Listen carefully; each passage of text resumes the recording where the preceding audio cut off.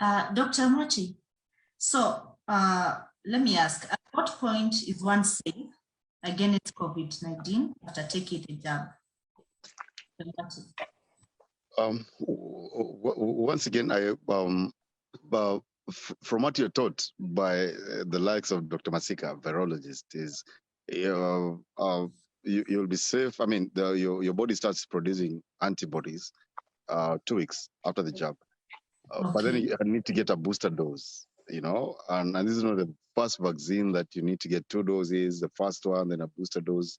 Even at hepatitis, when you're being vaccinated, you will get the initial dose and the other one so that you're fully protected. But in 2 weeks' time, it is projected that the body will have produced enough antibodies, Moses. Yes, thanks much. You are right on the money. Within 15 days or about 2 weeks, many people begin to produce antibodies. The question is whether those antibodies are enough to protect them and for what duration. And that's why we require a booster dose, which will then make sure that the majority, and in this case, it's about 80%, get enough antibodies that should protect or should be able to neutralize the virus in case that person is protected. I think the key message here is that if you get the vaccine today, doesn't mean tomorrow you can drop all your guard and expose yourself. It means that you still need to wait for several weeks, even maybe a couple of months before you are fully protected, because the body's immune system takes time to build its defense mechanisms in this case. And the booster is required to make sure you have a robust enough response that can protect you. Thanks. Now, on the same, when you talk about the booster, we are looking at a population of millions of people. But again, how long does it take for this booster to be administered after you take your first dosage? How long will it take for those people who've taken their first dosage to receive the second one, the booster? In Kenya, it's 8 weeks, but this period can be varied depending on the country. Some countries are doing 12 weeks. Others are doing much shorter periods, say 6 weeks. But in Kenya, we're doing 8 weeks. When you see other countries doing something different, they are also right, but it's better. I mean, our country has chosen to do 8 weeks. So after 8 weeks, I got my jab on, I think, 8th of March. I expect to be going for mine in early May, which is exactly 2 months after my first jab. Dr. Abi, you got your jab the same time, 8th? I got mine a bit late last week, not because of any reason, but just because I was late. And I had no doubt. I don't choose paranoia. I got it as a matter of conviction. And now this is what I like, the social aspect of it. Everyone should get a jab. According to priority. So, it's safe, it's the right way to take, right route to take. Okay, so let me ask again. The uptake of the vaccine has been quite low. Even medics themselves, people in the healthcare industry. As we speak, that was on 24th. The numbers were at 64,100. You can imagine 64,100 in a country which has a population of almost, is it 48 million or 50 something? Now, where does that one leave us as a country, and what measures do you have in place to encourage more people to take up the vaccine? Dr. Masika. Thanks, Liz. Yes. Thanks, Liz. Now, I think we misjudged by saying that the uptake is low. Because if you remember, in the first week, we had about 9,000 people who had been vaccinated. Yes. In the second week, I think this rose to about 20, which means every week we are doubling the numbers.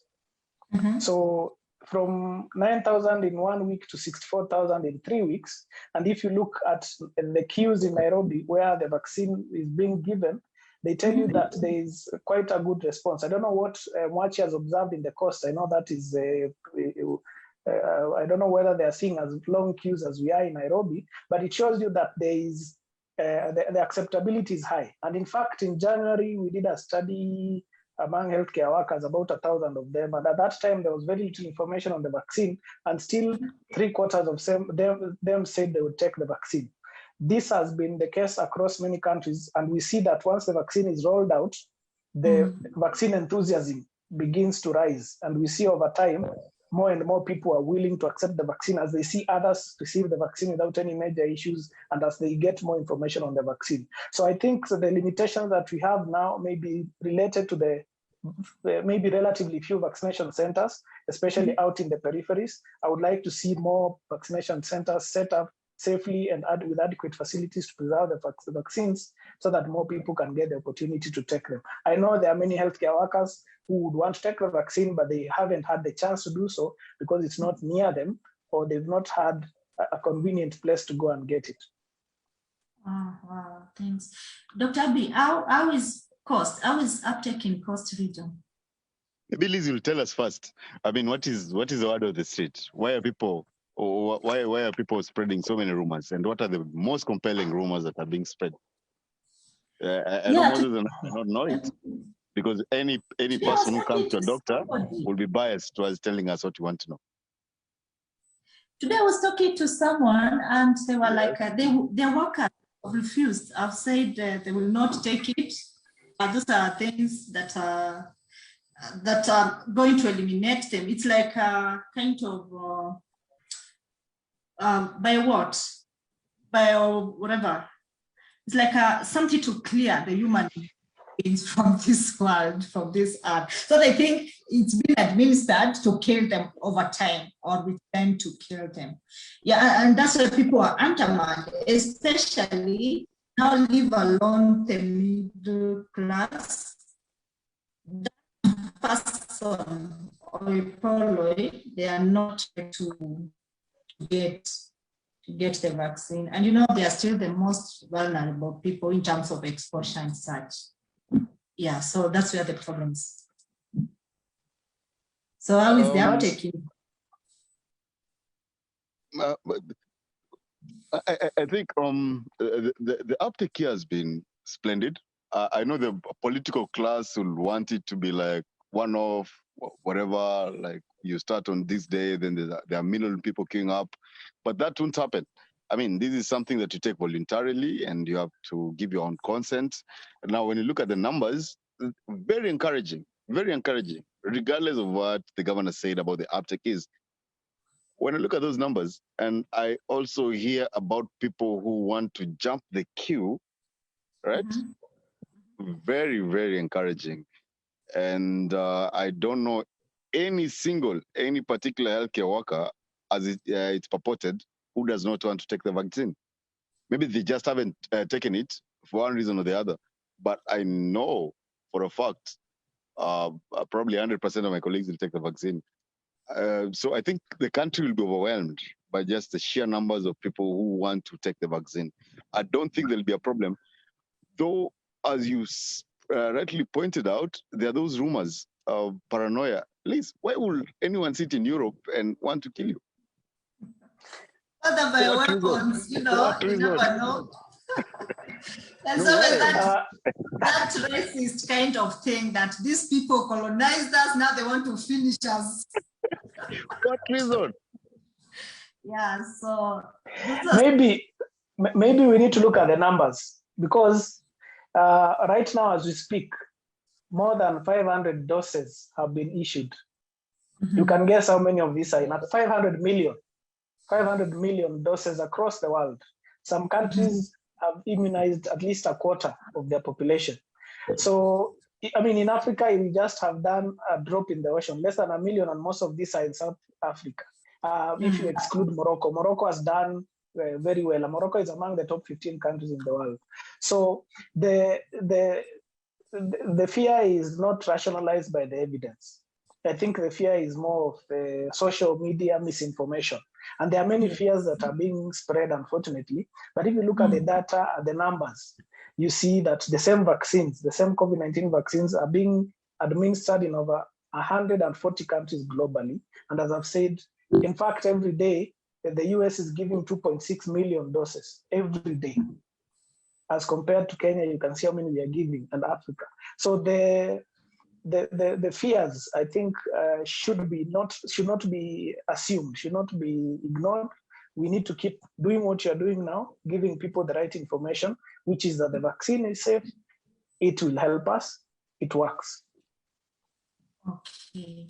Now let's say that somebody is interested in taking the vaccine, but they are not in this category, the first category of healthcare workers or teachers, maybe they feel, okay, I have competition or I just need to be safe.